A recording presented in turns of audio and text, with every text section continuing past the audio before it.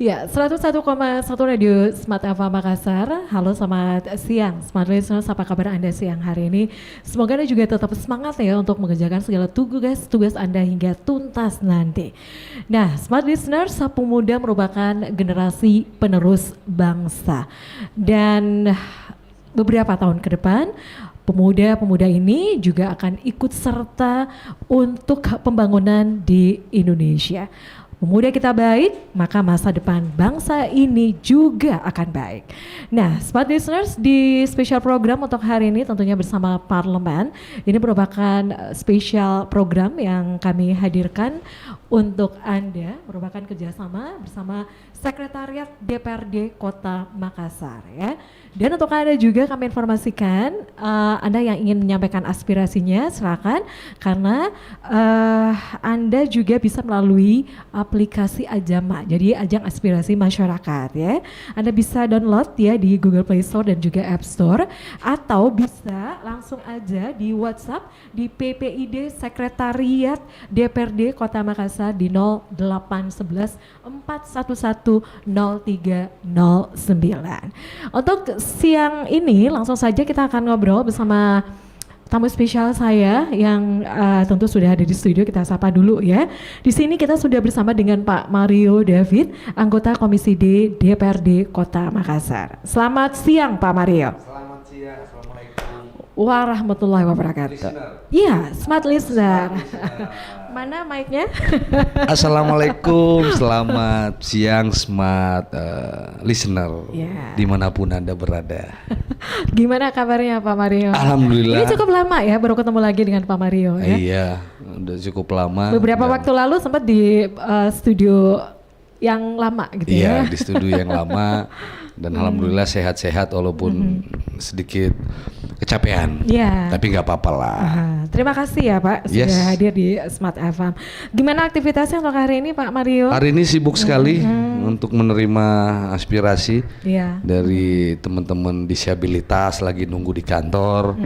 Kemudian tadi ke beberapa tempat untuk melakukan pengawasan di dinas-dinas tadi, kemudian turun di lapangan juga, sempat ke puskesmas, persoalan stunting, kita coba cek tadi. Gitu.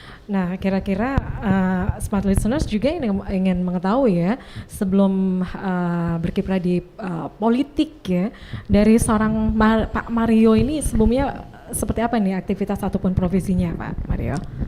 Iya, saya kan sebelumnya jadi konsultan PR, PR konsultan dan konsultan politik juga, beberapa kepala daerah yang akhirnya termasuk terutama di Makassar kemarin kan 2 periode wali kota Makassar Pak Ilham Arif Sirajuddin, kemudian ada beberapa di PSM Makassar, hobinya bola kan jadi ngurus bola, panjang lah, dan akhirnya harus diminta oleh beberapa tokoh masyarakat untuk menjadi anggota DPR. Jadilah kita anggota DPR untuk ngurus rakyat kita, ngurus kepentingan. Nah, tapi bisnis berjalan terus kok. Ada beberapa bisnis usaha yang jalan di luar dari pengabdian saya di DPR Kota Makassar ini. Mudah-mudahan ini juga bisa bagi waktu gitu ya Pak ya. Insya Allah bisa. Banyaknya aktivitas ataupun kesibukan dari seorang Pak Mario ya. Insya Allah bisa. Sekarang ini sudah berada di komisi berapa Pak? Saya di Komisi D, DPRD Kota Makassar itu, dan Komisi D itu menangani urusannya kesejahteraan rakyat. Di Kesra itu kan ada kurang lebih 13 dinas yang harus kita fokus, karena kan pembagian fokus saja. Tapi sesungguhnya kan anggota DPR itu bisa bekerja semuanya, tapi fokusnya di SKPD yang terkait dengan kesejahteraan rakyat, ada pendidikan, kesehatan, sosial, ketenaga kerjaan, kemudian kebudayaan, pendidikan tadi sudah, rumah sakit, dinas kesehatan, pemberdayaan masyarakat, BPM, apalagi ya. Banyak ya. Banyak lah 13 ya? Kalau nggak salah itu. Oke, baik. Itu ya pengenalan singkat bersama Pak Mario.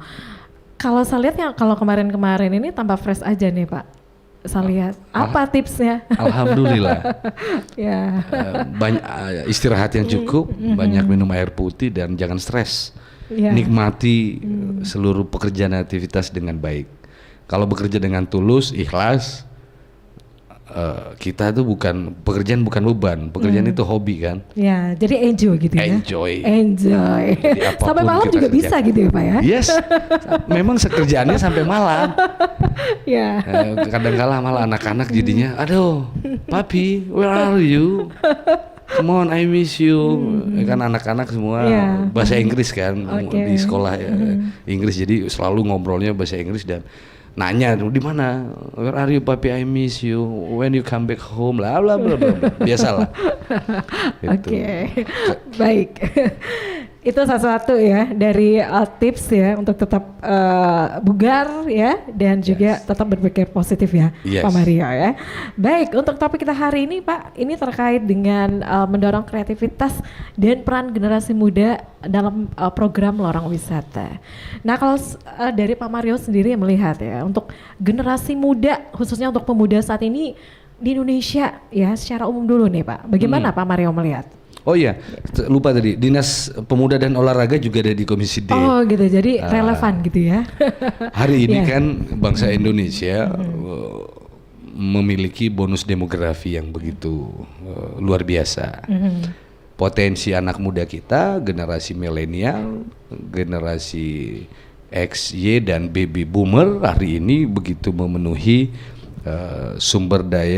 potensi sumber daya manusia kita Indonesia. Nah Sulawesi Selatan dan Kota Makassar kebagian juga tuh bonus demografinya. Nah bonus demografi harus dimanage dengan baik karena bonus demografi ini namanya bonus, ini adalah keunggulan, advantage yang kita miliki. Namun apabila kita tidak bisa mengelola dengan baik, maka potensi anak muda kita ini bisa menjadi beban, bisa menjadi pendulum negatif. Bayangkan begitu banyak angkatan kerja, lantas peluang kerja hari ini setelah pandemi kita turun, tingkat pengangguran kita tinggi, naik kurang lebih 29%, kemudian potensi peluang kerjanya turun. Tidak sebanding dengan potensi sumber daya kerja kita, manusia kerja kita ini bisa jadi berbahaya. Olehnya perlu dimanfaatkan dengan dimanage dengan sebaik-baiknya. Nah, dari dua sisi kan pemerintah tidak bisa menangani semua hal. Tentunya diminta partisipasi oleh masyarakat dan terutama dari pemuda itu sendiri. Saya dalam setiap kesempatan selalu mengatakan anak muda ini harus punya 4 hal di era bonus demografi yang kita miliki. Mereka ini harus punya pengetahuan yang luas. Pengetahuan hari ini begitu banyak akses untuk bisa merebut atau mencari pengetahuan itu, membaca informasi dunia di tangan Anda hari ini kan. Selain itu banyak buku dan perpustakaan. Yang kedua, anak muda kita hari ini harus punya yang namanya soft skill. Soft skill hari ini harus mereka miliki keterampilan-keterampilan dasar ataupun yang tambahan yang bisa membuat mereka unggul dari anak-anak yang lain. Hari ini pasar globalisasi sudah masuk. Anak-anak kita harus menguasai teknologi. Zaman hari ini IT begitu banyak peluang yang bisa kita ambil. Jadi anak-anak harus bisa megang kamera, membuat YouTube, Instagram, semua media sosial bisa jadi uang hari ini. Kalau mereka bisa manfaatkan. Jadi ada soft skill tentang IT di sana. Yang kedua, keterampilan yang dasar yang harus mereka punyai. Yang paling penting kemudian ada penambahan bahasa. Dari dulu memang kita kan hari ini bahasa Inggris dan Chinese, Mandarin itu harus anak muda kita kuasai supaya pasar global yang hari ini terbuka, mereka bisa jualan, mereka bisa kreatif, mereka bisa macem-macem, itu karena harus ada akses dari keterampilan tambahan. Yang ketiga, mereka harus membuat sebuah networking, jaringan kerja yang baik, ya kan? Membangun jaringan kerja ini banyak caranya, ya kan? Harus memiliki selain berorganisasi itu kan bisa tahu betul mendekat dengan para pengambil kebijakan, anggota DPR lah, wali kota lah, kan kalau organisatoris itu bisa tahu bagaimana membuat networking. Jadi networking yang baik itu bisa membantu kita untuk mendapatkan sumber dan akses informasi. Apa sih hari ini, apa yang dibutuhkan, seperti itu. Dan yang keempat tentunya ya kembali kepada moralitas anak muda itu sendiri. Anak muda harus punya moralitas yang baik. Hari ini bekerja, beribadah, jangan lupa, jangan sampai tawuran dan macam-macam. Harus manfaatkan dengan moralitas yang baik. Nah, itu tugas anak muda sendiri untuk meningkatkan kemampuan dirinya. Sekarang apa peran pemerintah? Pemerintah harus membuat kebijakan yang pro kepada anak-anak muda kita. Khusus kita di Kota Makassar, pemerintah kita Bapak Dhani Pomanto dan Ibu Fatma, wakil wali kota dan wakil wali kota kita punya visi misi yang sudah diejawantahkan kepada RPJMD. RPJMD udah dibuat dalam RKPD setiap tahun dinas-dinas, di mana mereka berdua udah membuat sebuah perencanaan pembangunan 5 tahun untuk anak muda. Bayangkan, untuk mendukung ada program prioritas beliau adalah lorong wisata. Di lorong wisata ini ada kurang lebih hampir 12.000 lorong yang ada di Kota Makassar, karena itu merupakan sel dari kehidupan kota. Meminjam istilah Pak Wali Kota, itu adalah sel dari anatomi tubuh Kota Makassar. Setiap sel ini, 12.000 sel ini harus bisa diberdayakan menjadi objek dan menjadi subjek sekaligus di dalam pembangunan kota. Lorong wisata ini di backup oleh 16 dinas. Bayangkan, anak muda harus bisa mulai hari ini, Dinas Pariwisata mengembangkan keterampilan kerajinan di setiap lorong yang punya kekhasan dari masing-masing lorong itu. Nah, di situ harus anak muda yang ngambil peran. Kemudian dari Dinas Tenaga Kerja ada 10.000 peluang UMKM, ada 10.000 UMKM yang dibina oleh Dinas UMKM. Anak muda harus bisa jualan di situ, harus kreatif di situ. Yang berikutnya ada lagi 100.000 kesempatan kerja, bekerja sama dengan Dinas Tenaga Kerja. Nah, 100.000 peluang kerja itu apa saja? Aksesnya ada di Dinas Tenaga Kerja, apa yang cocok di lorong-lorong dan lingkungan masing-masing dibuat itu. Jadi pertanyaannya, kalau ada bilang, Pak, anak saya lagi cari kerja, salah. Harusnya hari ini setiap orang bisa dan mau dan harus mampu membuat lapangan pekerjaan sendiri. Itu dibalik gitu ya? Dibalik. Orientasi hari ini sekarang orang bilang PNS adalah calon menantu yang paling dicari. Jangan. Sekarang pengusaha yang menjadi mantu favorit dari orang tua.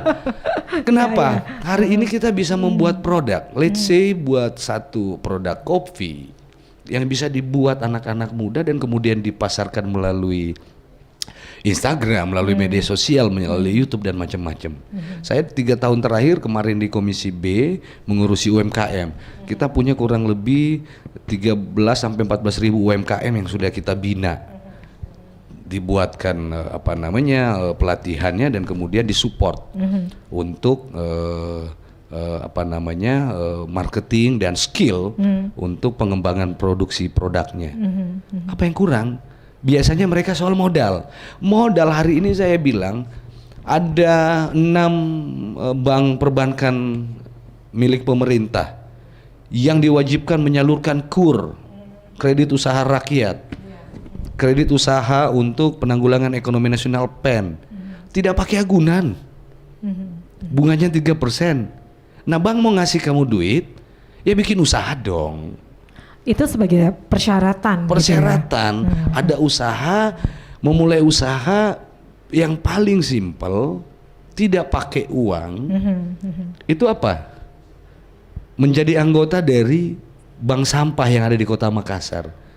hanya mengutin sampah, mengutin plastik, bahan bekas, jual ke bank sampah yang ada setiap RW kelurahan. Itu udah jadi uang loh. Makanya kalau ada pertanyaan, nggak ada kerjaan, salah. Kerjaan itu satu langkah keluar dari rumah, itu sudah ada pekerjaan. Apalagi di dalam rumah, kumpulin barang bekas saja sudah bisa jadi uang. Iya. Kita minta anak-anak muda ini harus kreatif, harus mau bekerja keras. Harus kreatif. Itu peran pemerintah kita udah support dengan beberapa program. Tinggal harus di tadi antara anak mudanya sendiri mengembangkan empat kualitas dirinya, dan kemudian pemerintah udah menyiapkan sarana prasarana dan kebijakan. Tinggal dikombinasikan. Ya. Apalagi hari ini kita udah punya Perda Peran Pemuda. Oh iya, ada. Itu sudah Pak? Sudah ada. Kalau begitu bisa digambarkan atau gimana nih Pak? Perda kepemudaan kita ini aktualisasi dari Undang-Undang Kepemudaan kan. Jadi salah satunya itu tadi, pemuda itu kita dorong untuk mengambil kesempatan baik untuk mengakses seluruh kebijakan-kebijakan pemerintah, bisa disinergikan. Jadi kalau ada pemuda yang tidak kreatif, tidak inisiatif, tidak mendorong dirinya, ya saya namakan dia PKI, pemuda kurang informasi. Singkatannya seperti itu. Iya dong, harus kreatif anak muda itu. Jangan menunggu. Gitu. Jangan menunggu. Itu dia. Jangan menunggu, harus inisiatif. Harus inisiatif ya. Itu namanya kreatif gitu ya. Yes. Oke Pak Mario, kita masih lanjut lagi ya untuk perbincangan kita, dan saat ini kita udah ada pertanyaan. Sekali lagi kita live ya di channel YouTube Smart Ava Makassar. Terima kasih untuk Anda yang mendengarkan dan juga menonton kami di channel YouTube Smart Ava Makassar. Baik, kita sudah ada ini pertanyaan tanggapan ya. Setuju Pak Mario, bekerja memang harus setulus hati. Kalau terpaksa itu tidak akan maksimal dan jadi penyakit lagi katanya Pak. Iya. Nah ini gimana nih? Kerjaan itu jangan dijadikan beban. Pekerjaan itu adalah suatu hal yang kita sukai untuk kita kerjakan dengan senang hati, dengan ikhlas, dengan bahagia. Mengenai uangnya, mengenai gajinya itu adalah bonus.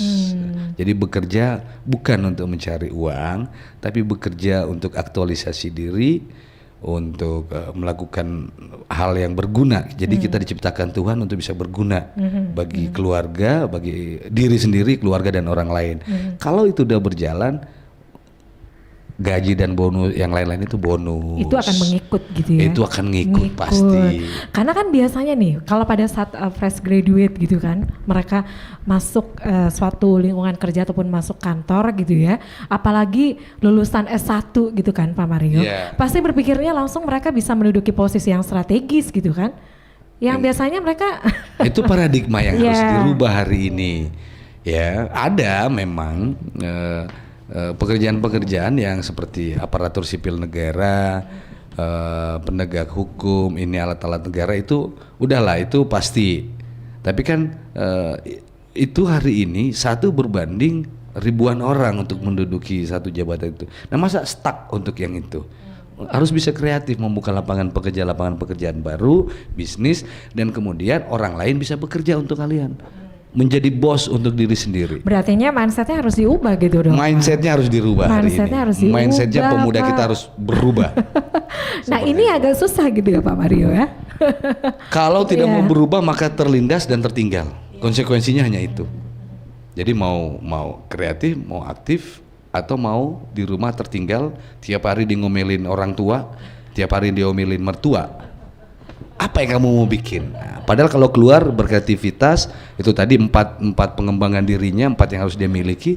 Saya yakin dan percaya pasti berguna orang ini. Anak muda ini pasti berguna. Oke, Pak, tadi kan seperti diinformasikan ya. Jadi apapun itu untuk mengembangkan pemuda, itu pemerintah juga berperan ya di situ ya. Iya. Ya. Bagaimana dengan pelatihan-pelatihan ataupun untuk pengembangan SDM begitu, Pak? Sekarang ini di Dinas Tenaga Kerja kita di Kota Makassar di Jalan Petarani itu membuka peluang kerja, mencari lapangan kerja itu di sana yang formalnya melalui pemerintah.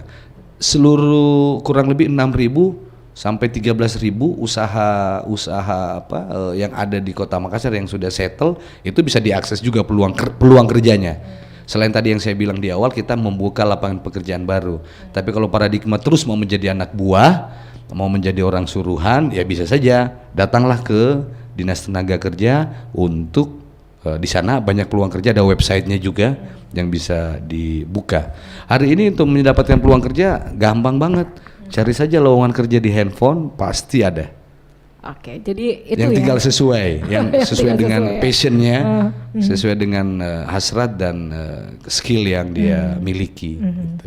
Oke, tadi seperti diinformasikan ya bahwa bagaimana peran dari pemerintah ini untuk bagaimana juga mendorong pemuda kita ini untuk mempunyai mindset untuk berwirausaha gitu ya Pak, Pak Mario ya. Nah, mungkin untuk tantangannya ke depannya, ini kan sudah banyak ya stimulasi yang diberikan juga oleh pemerintah nih, bagaimana para pemuda kita ini juga bisa berwirausaha nih Pak. Dari beberapa hal-hal kemudahan yang diberikan oleh pemerintah nih Pak, tentu ini juga menjadi evaluasi dari anggota legislatif nih Pak. Apa saja sih Pak yang menjadi hal-hal yang memang harus ditingkatkan lagi nih untuk bisa bagaimana para pemuda kita ini juga lebih aware dan juga bisa lebih mandiri Pak? Saya melihat di beberapa kesempatan anak-anak muda kita Kota Makassar udah baik, on progress untuk mengarah kepada wirausaha muda, ya. Memang mereka terkendala di persoalan marketplace. Padahal marketplace itu bisa melewat media sosial dan IT tadi. Tapi memang kita harus membuka, ini PR kita, dan memang tahun ini sudah kita buat ada beberapa ruang publik baru yang akan coba nanti kita bangun. Selain Karebosi Smart Kanrerong, nanti ada di Nikel Kanrerong. Kita sebenarnya juga mensupport seperti kejadian yang kemarin di Hanggar itu dengan di tempat-tempat lain. Kita berharap ada pengusaha-pengusaha pemilik aset-aset tanah yang luas, mereka bisa membuat food court yang baik, tapi jangan seperti Hanggar yang tidak punya izin. Harusnya punya izin, ngurus baik-baik, dan let's say 50 kali 100 luasnya udah bisa mereka bikin food court. Di Jakarta, di Bali, di Surabaya, Bandung itu sudah merambah, merajalela. Nah, ini Makassar kita udah mulai juga nih, on progress ya. Kita berharap seluruh stakeholder, pengusaha atau ada aset bisa mereka kembangkan untuk bisa menjadi kantong-kantong ekonomi baru. Pemerintah tidak akan mungkin mempersulit untuk perizinan. Kalaupun ada PTSP dan macam-macam yang mempersulit para pengusaha-pengusaha muda atau pengusaha-pengusaha lain yang mau investasi, langsung telepon saya. Atau komen di, saya punya YouTube pribadi juga sebagai akses komunikasi dengan masyarakat konstituen saya di Mario David TV. Ya, bisa komen David di situ, bisa nyari ngasih input kepada saya, atau ada pelayanan pemerintah yang berlambat ria, yang masih ada pungli-pungli ria. Beritahu ke saya, nanti saya sikat. Ya, itu langsung ya. Langsung di YouTube saya setiap saat melihat ada komen-komen akan kita follow up. Okay. Itu supaya apa? Mendorong itu tadi, tanggung jawab pemerintah memfasilitasi perizinan, ruang gerak, bahkan permodalan kan itu tadi saya bilang, perbankan hari ini diwajibkan untuk menyalurkan triliunan rupiah. Ambil modal itu, ambil kesempatan itu, dan gunakan kredit itu untuk yang produktif. Jangan untuk bagaya, gitu. Dikasih modal ya, itu nantinya tidak dipergunakan sebaik mungkin gitu Pak ya. Iya. Ya. Baik, kita masih lanjut lagi nih Pak.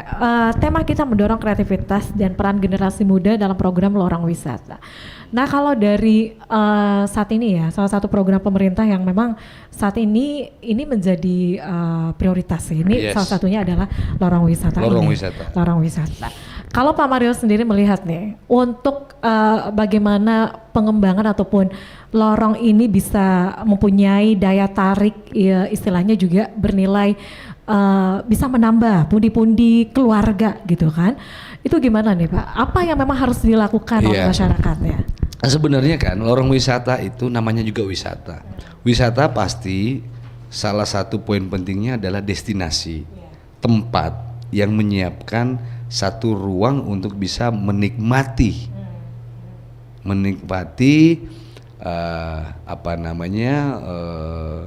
potensi wisatanya itu sendiri. Wisata itu sendiri bukan hanya pesona alam dan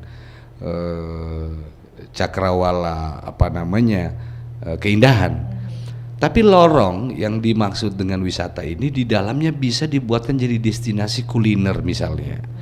Setiap lorong yang punya potensi, misalnya di lorong anak-anak mudanya pintar barista, anak-anak muda perempuannya pintar goreng-gorengan khas, makanan-makanan khas kota Makassar, Bugis Makassar, Toraja Mandar, bikin dong. Jadi ada bisa menyiapkan fasilitas wisata yang namanya kuliner di situ. Tempat nongkrong untuk mereka bisa bergaul di situ. Jadi lorongnya harus bersih. Mungkin bisa dikreativitaskan dengan mural.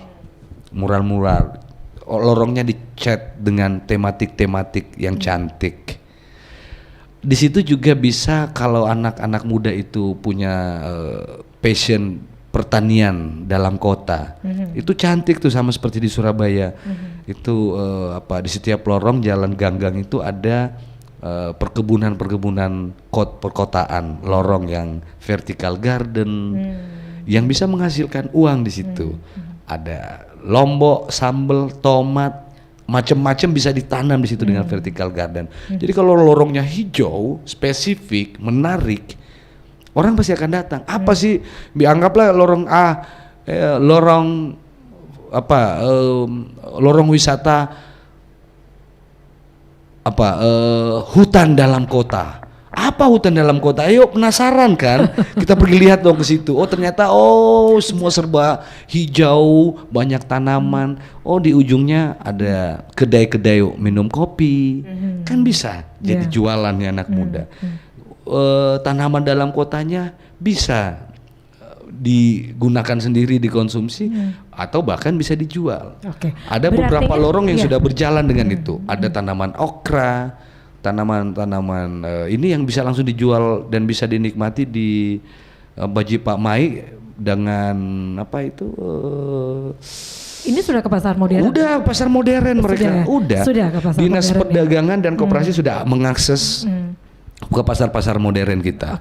Berartinya Pak, kalau memang lorong ataupun long wish ya yang sekarang ini menjadi program prioritas dari pemerintah Kota Makassar, berartinya dalam hal ini dalam arti ketua RT ataupun RW itu memang harus mengetahui ya potensi anak muda mereka. Anak muda yang ada di lorong-lorong itu dan mereka kembangkan dia coba. Jadi RT RW di lorong itu apa sih spesifiknya itu tadi? Kalau ternyata ada anak muda seperti di daerah saya, ada di Kapasak sana, daerah teman saya, ternyata anak muda di situ suka berkerajinan rotan. Saya penasaran ya. Akhirnya karena mereka berkekurangan terkait bahan baku rotan. Kita fasilitasi. Itu disupport juga ya? Iya, kita fasilitasi untuk bagaimana mendapat rotan-rotan dari Kolaka, dari Sulawesi Tengah, rotannya dibawa ke sini. Anak-anak itu bisa berkreativitas membuat kerajinan kursi, meja rotan di lorongnya itu. Jadi memang ya pemerintah hadir di sini ya. Baik Pak Mario, kita break dulu ya untuk saat ya. Dan Smart Listener, sekali lagi nih untuk Anda yang ingin bertanya ya, langsung aja di channel YouTube Smart FM Makassar live chat ya. Atau juga ya bisa langsung aja ke tadi ya. Mario David TV ya. Kita break dulu untuk saat ya. Dan Smart Listeners, ini ada beberapa pertanyaan juga udah masuk ya, saya baca sebentar. Anda jangan kemana-mana, tetap bersama kami. Ya, terima kasih Smart Listener. Anda masih bersama kami tentunya di spesial program untuk hari ini, masih bersama Parlemen. Spesial program yang kami hadirkan untuk Anda kerjasama bersama dengan Sekretariat DPRD Kota Makassar. Kita masih membahas mengenai mendorong kreativitas dan peran generasi muda dalam program Lorong Wisata atau kita singkat dengan Longwis. Ya. Masih bersama dengan Pak Mario David, anggota Komisi D DPRD Kota Makassar. Seperti yang diinformasikan oleh Pak Mario tadi, untuk mendorong kreativitas dari generasi muda itu ada 4 hal ya yang menjadi fokus, yaitu bagaimana harus menambah pengetahuan ya, kemudian soft skill ya Pak Mario, kemudian juga potensi ataupun IT, dan kemudian ini harus yang menjadi tidak kalah pentingnya juga ini bagaimana membina ataupun networking gitu ya, jaringan. Baik Pak Mario. Dan dekat sama Tuhan. Dan dekat ya dengan Tuhan, moralitasnya yang baik gitu ya. Baik, kita masih lanjut lagi nih Pak Mario, kita masih membahasnya mengenai potensi ataupun peluang lorong wisata ini ya. Tadi seperti saya informasikan ya bahwa Oke, Pak Mario juga sudah memberikan penjelasan tadi untuk Longwis ini sendiri ini kan memang ada banyak pihak yang ikut serta di dalamnya. Untuk dinas sendiri itu ada 16 dinas ya yang ikut terlibat. 16 gitu, dinas yang terlibat dalam sebagai leading sektor di masing-masing lokus pengembangan lorong-lorong wisata itu. Nah, kalau nih Pak Mario, kalau misalnya seperti yang informasikan juga tadi ada untuk menjadi daya tarik ya lorong itu dipercantik lorongnya ya, misalnya dengan ada mural gitu kan. Nah, gimana nih Pak? Kalau misalnya ini sudah ada anggarannya, kemudian masih tetap nih ya untuk lorong itu tetap tidak ada impactnya. Dan itu gimana nih Pak? Ya itu yang sangat kita sayangkan karena kan pembangunan itu partisipasi masyarakat adalah titik beratnya. Seluruh anggaran program kalau yang dibuat oleh pemerintah, kalau masyarakat yang menjadi objek tidak mengambil peran menjadi subjek, partisipasinya kurang, maka ya yakin dan percaya program itu tidak akan berjalan dengan baik. Oleh karenanya peran penting tokoh-tokoh masyarakat yang ada di tingkatan terdekat dengan masyarakat itu sendiri seperti RT RW, tokoh-tokoh pemuka agama, tokoh anak muda aktivis, mereka lah yang harusnya memang mengambil peran aktif itu. Karena pemerintah hanya membuat kebijakan, menyiapkan program, kemudian SKPD-nya menjalankan. Anggaran banyak di 16 dinas nih. Tinggal mereka yang membentuk wadahnya, mencari orangnya, memberdayakan orangnya, kemudian disinergikan dan pemerintah intervensi. Apa yang kalian butuhkan? Kalau misalnya yang dibutuhkan adalah salah satu contoh, di lorong ini ternyata banyak anak-anak muda dan banyak ibu janda. Janda-janda muda, janda-janda tua. Apa ya soft skill yang harus mereka inginkan?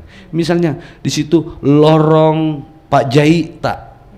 Di situ mungkin dilatih 20-30 kelompok penjahit lorong yang menerima jahit apa saja, mulai dari permak jeans, permak baju, kemudian desainer bikin baju, hijab modern seperti apa. Mungkin itu jadi tematik lorong itu menjadi lorong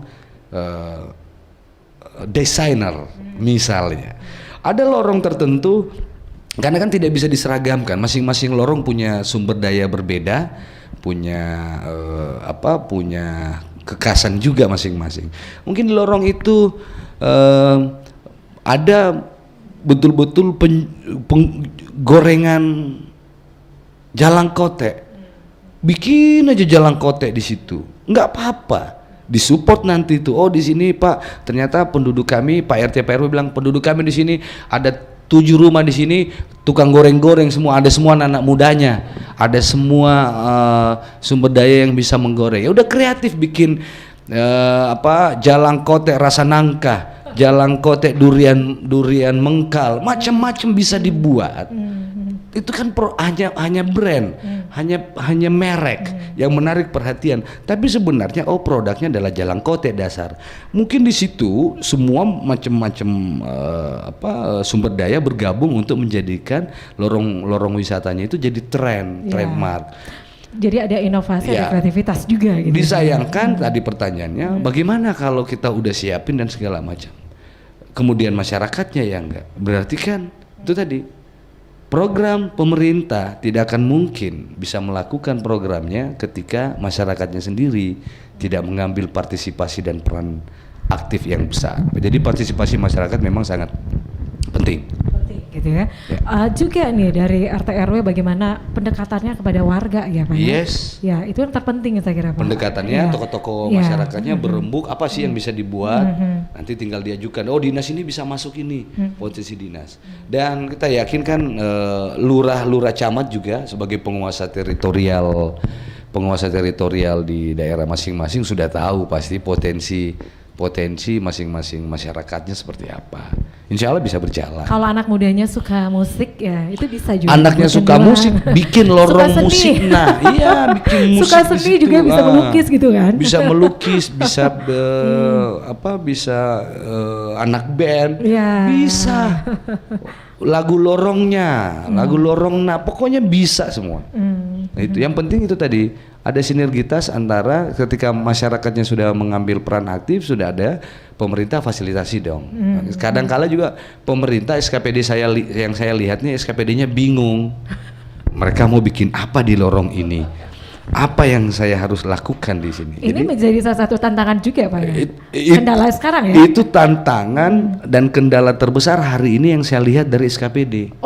Nggak bisa membreakdown apa yang diinginkan wali kota. Jadi wali kota inginnya seperti ini tadi ya yang saya gambarin. Tiba-tiba dia bingung. Saya mau ngapain di lorong saya ini? Misalnya RT RW 1 RW itu mungkin dari 3 RT masing-masing lorongnya 3. Saya mau apakan ini? Kebingungan juga SKPD-nya. Seperti ini itu. Menjadi PR gitu. Ini yang saya lihat dan ini menjadi curhatan Pak Wali Kota juga kan dalam rapat-rapat evaluasi kami. Kira-kira kalau sebabnya ada yang maksudnya ada yang seperti itu apa nih sarannya Pak Mario? Udah dimarah-marahin Pak Wali Kota, udah berapa kali Pak Wali Kota tuh dengan Ibu. Ada gambarannya. Udah mengevaluasi mereka gitu loh. Ini anggarannya ada, idenya sudah ada, tinggal di breakdown. Udah di briefing berapa kali, kok masih belum ngerti. Nah, kalaupun udah ngerti, lambat lagi untuk melakukan ini, kembali kepada etos kerja lah. Iya. Gitu. Baik, kita masih ada pertanyaan ini Pak Mario. Ini ada lagi. Kalau Bapak sendiri bagaimana cara pendekatan kepada anak-anak muda di zaman sekarang katanya, agar mereka bisa bangkit atau berpikir kreatif? Itu kan perlu ada dorongan atau pemicu agar tergerak hati mereka untuk berwirausaha mungkin ini Pak ya. Saya 2 tahun terakhir terus mencari anak-anak muda. Saya udah membentuk koperasi UMKM. Koperasi UMKM itu UMKM ini wadah dan sudah menjadi pilot project di Dinas UMKM. Jadi anak-anak muda itu kita buatkan wadah untuk bagaimana mereka ini mau berusaha. Jiwa entrepreneurship mereka kita harus asah. Jangan menjadi yang tadi pegawai negeri, pegawai bla bla. Jangan jadi anak buah. Saya tantang kalian untuk menjadi bos untuk diri sendiri, bikin usaha.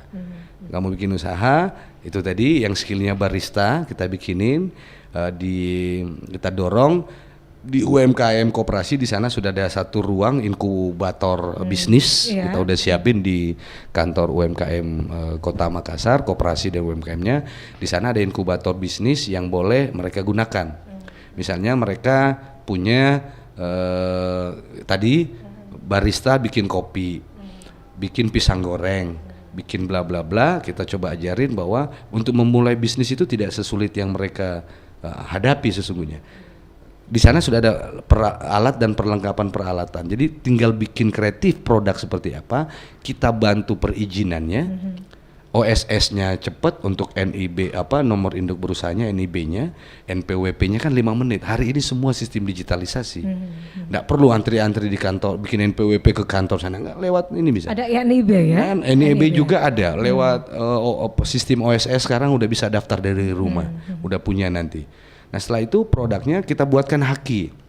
Di haki pun bagaimana cara untuk mendaftarkan produknya, hak atas kekayaan intelektual, misalnya pisang goreng lacu, misalnya mereknya ya, Jalangkote rasa nangka, ya kan, tinggal bisa dibuat masuk ke hak asli, kemudian haki, kemudian ya udah dengan video kamera.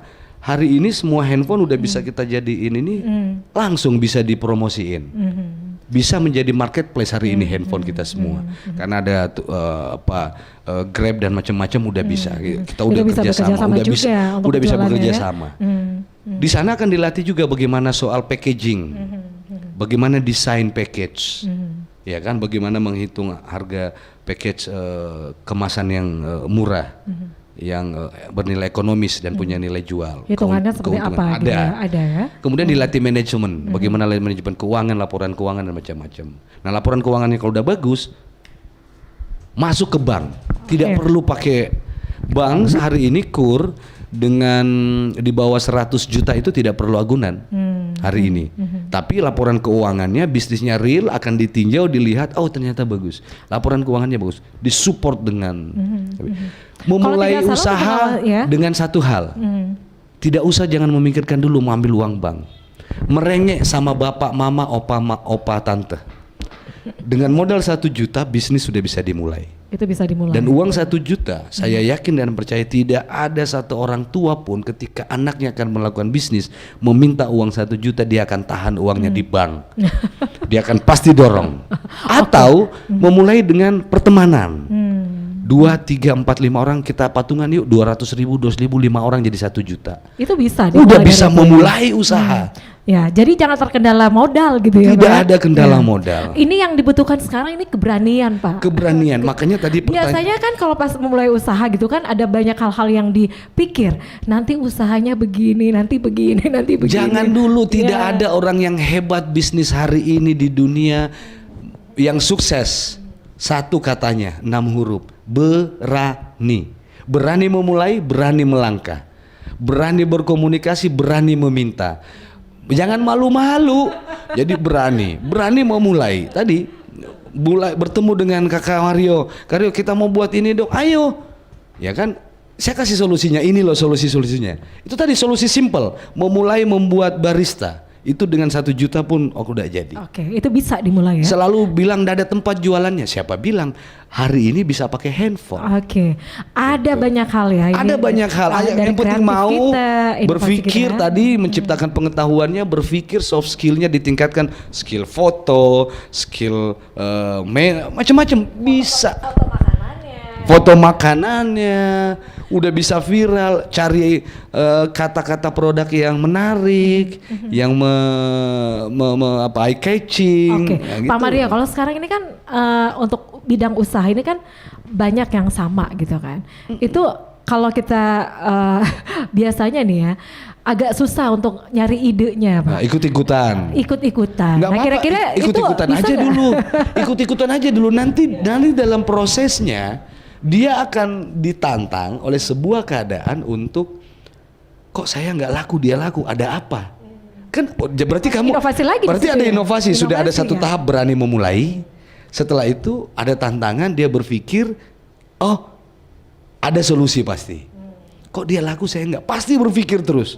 Waduh, mentok di sini, jangan berhenti, kita bikin bisnis yang ini, berputar-putar terus, akhirnya nanti akan ketemu jalur yang sudah Tuhan berikan, gariskan. Kamu suksesnya di sini, kamu di sini, kamu di sini. Jadi nggak apa-apa ya, di copy dulu nggak apa-apa, Pak ya. Di copy dulu nggak apa-apa. Ya? Mengcopy paste bisnis orang lain itu nggak ada yang salah. Oke. Baik, Pak Mario, ini ada lagi nih ya. Apakah ada wadah atau ruang buat anak muda yang belum tahu ini, Pak Mario, arah tujuan mau kemana hidup mereka daripada jadi pelaku-pelaku kriminal katanya? Paling simpel, ini contoh dari diri saya untuk semua listener Smart FM. Untuk memulai apa yang kalian harus lakukan, tanya diri kalian.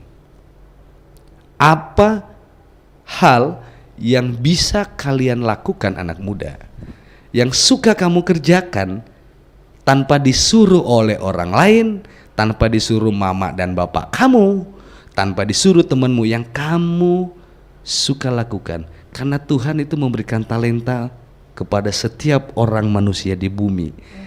Untuk mengetahui talentanya, simple. Lakukan apa yang kamu suka lakukan. Itulah talenta yang Tuhan kasih. Contoh, Kakak Rio suka bicara, parley. Kakak Rio itu suka bicara, suka nolong orang, suka melayani orang lain, menjadi berkat. Akhirnya menjadi anggota DPR. Ini profesi. Tapi Kakak Rio itu suka bisnis, suka ngotak-ngatik, suka jual kiri kanan. Jadi punya bisnis dan punya. Ada orang seperti misalnya Bapak Ustaz Agung Wirawan misalnya. Beliau dari dulu suka berbicara dan suka dengan ilmu agama pasti. Akhirnya menjadi ustadz. Kakak suka berbicara dan suka nanya-nanyain orang. Akhirnya menjadi presenter di Smart FM-nya. Mungkin besok lusa kakak akan menjadi pemilik radio. Kakak akan membuat TV baru. Itu pengembangannya semua. Jadi pertanyaannya tadi kembali, untuk memulai apa sih anak-anak muda ini harus lakukan? Tanyakan diri kamu dan lakukan apa yang kamu suka lakukan, kerjakan tanpa disuruh orang lain. Melukis-melukis kah, mengetik-ngetik kah, pukul-pukul drum kah, main-main game kah, semua lakukan dan fokus untuk kembangkan itu. Jadi harus tahu ini ya, diri sendiri, Pak. Tahu diri sendiri. Tahu diri sendiri. Karena setiap orang berbeda talentanya. Itu tadi ikut-ikutan, tapi kemudian nanti dia, oh saya sadari, saya ternyata cocoknya yang ini. Nah ketika sadari cocok yang ini, lanjutkan dan kembangkan. Tapi kalau misalnya nih ya, anak-anak muda sekarang nih yang memang menghabiskan waktu mereka dengan melakukan hal-hal yang tidak, misalnya ya dalam hal negatif gitu Pak ya. Nah kira-kira ada nggak sih Pak untuk wadah ataupun bimbingan yang diberikan nih untuk anak-anak muda seperti ini nih Pak? Belum tahu apa sih peluang ataupun potensi diri mereka Pak? Misalnya nih pertanyaannya gini, kita kan nggak mungkin bimbing mereka kalau mereka nggak tahu apa yang dia ini. Jadi step awal tadi, tahu apa yang dia mau lakukan tanpa disuruh oleh orang lain. Kalau dia senang berolahraga, olahragalah, senang melukis, melukislah, senang main musiklah, senanglah berbicara, berbicaralah terus. Nanti akan kita cari, senang menulislah buku, menulislah kolom-kolom dan macam-macam. Kerjakan dulu apa yang kamu suka. Setelah itu nanti akan masuk dia sebuah, dan dia akan diarahkan atau dia mengarahkan diri. Ini hukum alam, nggak perlu dibimbing. Dia akan mencari komunitasnya, akan mencari di mana tempat yang cocok dengan apa yang dia lakukan. Itu pasti, itu hukum alam itu. Nah disitulah nanti baru misalnya dia yang jagonya dengan mengaji, dia ke pesantren, dia lagunya menjadi penyanyi paduan suara di gereja, boleh dia di gereja. Dia mau menjadi pelukis, dia akan lari ke tempat pelukis. Itu pasti. Hari ini begitu banyak akses untuk tadi mencari komunitas yang cocok buat mereka. Nah disitulah nanti dalam grup-grup diskusi kecil, komunitas kecil mereka bisa saling mengisi, saling mengembangkan diri. Pemerintah hanya menyiapkan nanti sarana prasarananya, misalnya untuk UKM bisnis ada di Dinas Koperasi UMKM. Untuk event-event ada di Dinas Pariwisata kita, bisa berakses di sana, ya kan. Yang pertanian, yang suka dengan tanaman, hortikultura dan macam-macam, ada dinas pertanian taman kita. Yang suka suntik-suntik, yang suka apa bidan-bidan, ada dinas kesehatan kita. Seperti itu.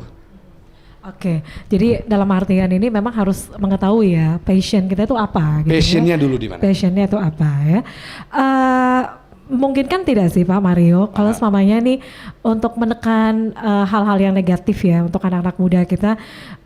Misalnya ke depannya nih pemerintah juga membangun suatu wadah kreativitas gitu Pak.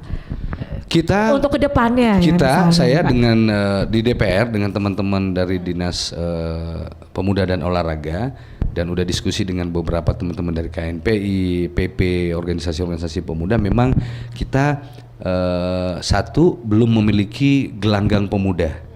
Memang ini perlu segera kita buat, karena gelanggang pemuda ini bukannya meniru, tetapi di Jakarta, di Bandung ini yang paling bagus gelanggang pemudanya untuk bisa membuat anak-anak muda ini konsepnya seperti apa tuh Pak? Kalau gelanggang di sana, Pak? Pemuda ini seperti itu bisa tadi. Ngasih gambaran gelanggang gak, pemuda itu ini sudah kita diskusikan dan mudah-mudahan udah bisa mulai jalan tahun depan. Jadi gelanggang pemuda kita rencananya ngambil itu lahan kita yang di Tudupuli, cuman lagi masih tarik ulur kita. Di situ ada gelanggang pemuda, itu ada sarana olahraganya, seninya, ya, kemudian seni musiknya dan macam-macamnya di situ anak-anak. Dalam satu kawasan besar, di situ mereka berinteraksi. Tempat ngumpulnya lah, tempat nongkrongnya lah. Karena kalau bisnis nggak di situ, bisnis biasanya di warung kopi. Kalau warung kopi sudahlah. Kota Makassar ini warung kopi, 1 juta warung kopi di Indonesia. Di situ warung kopi kalau bisnisnya seperti itu. Jadi nanti konsepnya juga itu next ya, untuk ke depan itu akan dibangun juga Pak? Udah kita bicarain dan itu sudah ada di RPJMD. Progresnya kira-kira gimana Pak? Sekarang kita udah mau nyiapin anggaran, cuman lagi berpikir soal lokasi, soal tempat. Tarik menarik ini, lokasi kita di mana? Kira-kira nih untuk lokasinya nih Pak, gimana nih? Harus dibuat dalam beberapa titik di tengah. Misalnya kalau tempat yang memang yang harus ada itu gimana Pak? Tudupuli ya kan, kemudian di Untia yang rencana memang kita akan buat kawasan olahraga dan tempat balapan di sana, tempat sirkuit. Di sana ada stadion juga. Barombong juga bisa kita maksimalkan. Jadi mungkin ada 2, 3 sampai 5 titik pengembangan gelanggang-gelanggang pemuda. Dan itu sudah ada di peraturan daerah kita juga. Untuk kita mendorong gelanggang-gelanggang pemuda itu bisa ada. Oke. Jadi itu ya, para pemuda kita ini kalau semuanya pengen yang suka ya seperti diinformasikan oleh Pak Mario tadi ya, ada gelanggang pemuda yang memang ini menjadi PR kita nanti gitu ya Pak. Kalau sekarang progresnya ini sekarang masih mencari lahan yang tepat. Yes. Anggaran kita sudah coba siapin. Kalau saya lihat ini sore-sore Pak di seputaran CPI sana yang suka motor cross. Ada kumpul di sana. Ada Pak. Yang suka kulinernya bikin bisnis ada di CPI kan ada tuh tempat jualan kuliner. Gelanggang sirkuit motor crossnya sudah ada. Apalagi ya panahnya juga sudah ada. Udah banyak tersedia. Jadi memang intinya anak muda kita ini yang saya mau bilang bergaul kok cowok. Bergaul ke cewek supaya terbuka wawasan yang tadi saya bilang, kembali kepada skill yang pertama. Pengetahuan itu begitu luas. Jadi bergaul gitu. Anak mudanya tuh harus banyak kesibukannya ya. Harus banyak sibuk. Karena kalau banyak tidur repot. Banyak melamun, banyak tidur. Termasuk hari ini main game, sibuk main game juga bisa menghasilkan uang, dan sekarang udah ada olahraga khususnya kan, e-sport. Jangan tidur gitu. Harus tetap produktif gitu ya. Baik, untuk closing statement kita nih Pak Mario, kita masih punya waktu kurang lebih 2 menit lagi ke depan. Apa yang ingin disampaikan nih untuk smart listeners dan juga untuk Anda yang mendengarkan ataupun menonton kita di YouTube. Jadi kami pemerintah Kota Makassar telah mensupport seluruh pergerakan pemuda yang kreatif dalam mengisi lorong-lorong wisata. Program kita sudah siapkan, anggaran kita sudah siapkan, peraturan daerahnya pun sudah ada. Tinggal kembali kepada setiap individu anak muda selaku anak-anak muda di Kota Makassar yang hari ini kita begitu banyak. Dengan bonus demografi yang hari ini kita punya, kita berharap anak-anak muda ini harus kreatif, cerdas, mengambil inisiatif, perbanyak pengetahuannya dengan bergaul kemudian tingkatkan skill diri sendiri dengan soft skill, membangun jaringan pertemanan itu tadi bergaul, dan kemudian akhlak kita perbaiki supaya Tuhan yang Maha Kuasa juga Allah Subhanahu wa taala membukakan rezeki-rezeki kita, karena saya yakin dan percaya Tuhan telah menempatkan masing-masing individu itu untuk berguna sesungguhnya dalam kehidupan buat dirinya, buat orang tuanya, buat agama dan bangsa dan negaranya. Yang seperti jelas, itu. Ya, itu harus seimbang gitu ya. Seimbang. Pak, ya. Nanti juga Pak Mario kayaknya cocok nih jadi motivator gitu ya. Harusnya. Karena pemimpin yang baik harus bisa menjadi teladan. Dan menjadi teladan ya harus bisa memotivasi anak-anaknya. Ini untuk seperti next yang saya bilang profesi selanjutnya gitu ya Pak. Oke, smart listener dan kakakku yang cantik. Baik, sangat menginspirasi. Terima kasih sekali lagi ya Pak Mario. Oke, siap. Sehat-sehat ya Pak Mario. Siap, terima kasih. Assalamualaikum, selamat sore semuanya. Dan Smart Listeners, demikian untuk spesial program kita untuk sore hari ini tentunya bersama Parlemen yang dipersembahkan oleh Sekretariat DPRD Kota Makassar. Dari lantai 3 Gedung Tribun Makassar, saya Mirza Arianti dan juga ada Pak Mario di sini. Kami pamit. Selamat sore. Assalamualaikum warahmatullahi wabarakatuh dan bye-bye.